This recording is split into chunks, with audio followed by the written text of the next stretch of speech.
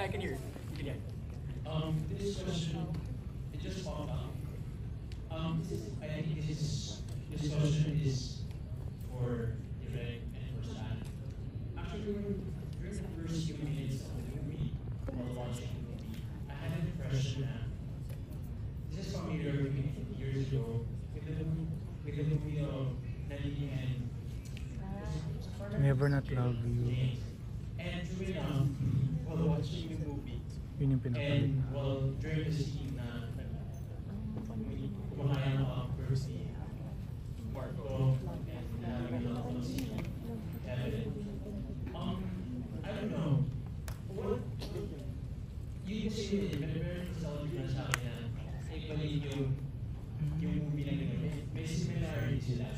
So, what does it really make it different from that movie? Baka kasi parang galing siya from adaptation or whatever. Pero I know this is come from Stanley, and Stanley is your friend. Pero, yeah, what does it really make it more different from that movie? Well, with this one, when I read the script also, storyline, naalala ko rin talaga yung Never Not Love You. I'm a big fan of Never Not Love You. Look at I'm a big rom-com fan. A big sucker for these dramas and fall in love relationship. And sabi ko na sa sarili ko, people will compare it. People will compare it also with the Liz Ken or the Nadine, James, and also the Catnell movies. It'll always be there, our romance. But ako naman, I just wanted to make a film that I'm a big fan of 500 Days of Summer as well. I'm a big fan of When Harry Met Sally. And I said to myself, if I'm going to make a movie about a heartbreak, I want to be inspired by those films. And if you look at the pattern, love is love. There's pain, there's joy. It's the way you treat it that becomes different. And that's why the whole distance thing was the one that I wanted though, the communication. Even the first part, with the split screen. So that's what I wanted to show you, the differences of from these two characters and all the memories that they had together. So for me, it's not really about how it would be different, but how it would make you feel afterwards. And like, kung ano yung nakuha mo with the film. So dun ako kasi every time I watch 500 Days of Summer or When Harry Met Sally, I get the same feeling na parang, or nagawa ko. Well, definitely, sir. Well, when I watched the Nadine and James movie, I was younger at the time. Pero when I watched your movie with you, actually, I kind of really, and well, on my part, I definitely chose career. Pero yeah, good job, cool. You have very good. Thank you. Alright, thank you everybody. And before we wrap up, we'll have a group photo. So we are inviting everyone to please seat dun sa mga may spaces o po. And then to our cast, director, and director, kindly stay here together with us. How much of the movie was based on the book? The storyline kasi, ako yung nasulat ng storyline. And then, pinresent nila din. Siyempre, nagbago ng konti kasi, nag-pandemic, bago na yung way of life natin. So, iba ng konti. Pero, parang inadapt pa rin yung storyline na unang pinigil ko. Diba, Direk? No, yung one talaga, it's really he said, she said.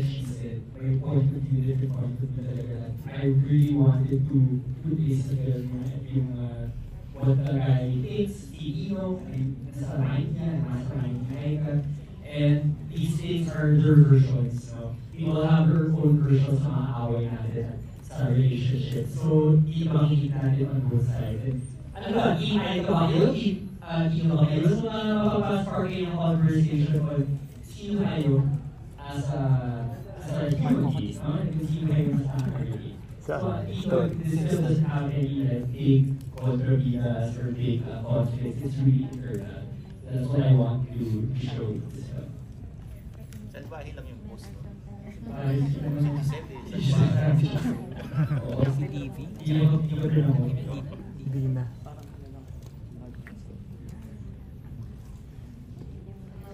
First ask people, ano po yung inspiration for you to write this book? Yes, good question!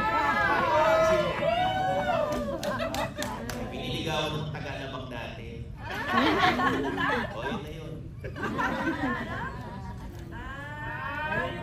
Siya yung current ngayon saan na siya? Hindi ko na alam eh. Wala akong balita. Ako alam ko. Wala. Ulitin mo sa Sa road trip pa rin.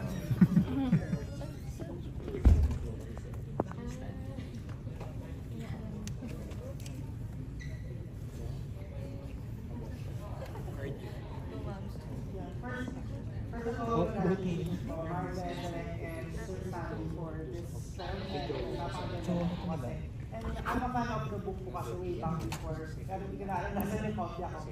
So I'm just curious po, since napag-uusapan yung book, paano po na-develop yung character ni Aika and Tina? Since yung book po kasi parang mga quotes lang, ganyan. So paano po siya nagawa? Well, nag-meeting muna kami ni Direk, pero may sinapit na akong storyline. And then yung team na nila Direk, meeting na rin sila, usapan, based on the storyline na sinapit sa Zoom. Thank you po. And for... Si Aika and Tino, we really wanted ibang class sila. So as you can see, si Tino yung mas mayaman, si Aika yung mas, So first time. Middle class yan. I don't know. mas hardworking siya. She has something to strive for.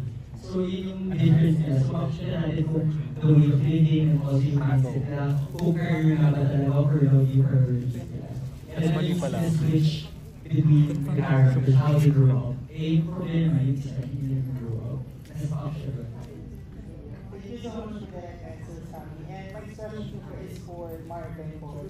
Ano po yung favorite scene po dito sa movie na ginagawa? And ano po yung discover niyo sa isa't isa mga film? Ako yung isang kwento si pangalawa is yung So, genuine reaction na. nasa box kami. Tapos nakita mo din na parang glimpses of yung nag-usap kami, and quick scene, gawin na siya. Kasi yung scene na yun, wala yung sa script. Tapos yung direct sabi niya, akala namin, tapos na yung tingin-tingin lang kami yan, tapos sabi niya, oh, ay ka, magtanong ka habang Tino. So kailangan alam niya yung mga sasagot. So mga natanong ko, dapat alam ko rin yung story na nangyayari during sa buhay niya. And then siya naman magtatanong siya about me. So, dapat alam ko rin kung saan nagkari sa Aika, paano, ganyan. So yun yung favorite scene ko actually. Tapos ano lang sila rin, nasa boss lang kami habang nasa EDSA. So, yun yung favorite scene. So.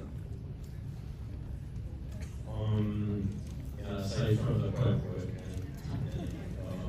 there was the boundaries one, the one about accepting the request. It was you did this thing, you know, and then I just felt so connected with you. I was like, yeah, you're not like I would do this. And I don't know, I love that scene. Also because that street is close to me. I used to live for the longest time in Mandaluyong. I used to walk the same bridge to Manila. So like the fact that I got to work there, it was achievement. I would have never thought. Yeah, I don't know. It's hard to say really. All the scenes were like it. Oh, siguro yung away scene namin, yung pinaka-away-away, yung dulo sa namin. Yeah, that was an outlet. And so, parang kailangan namin supportan yung isa't isa, mga bago eh. Chance, ginagawa natin so kailangan. Alam mo yung bago. So, I like those. Pero yung na-discover niyo sa isa't isa po? Na-discover namin sa isa't isa? Ako yun naman. Ikaw ba yan? Na-discover. Yung ano, tok nene.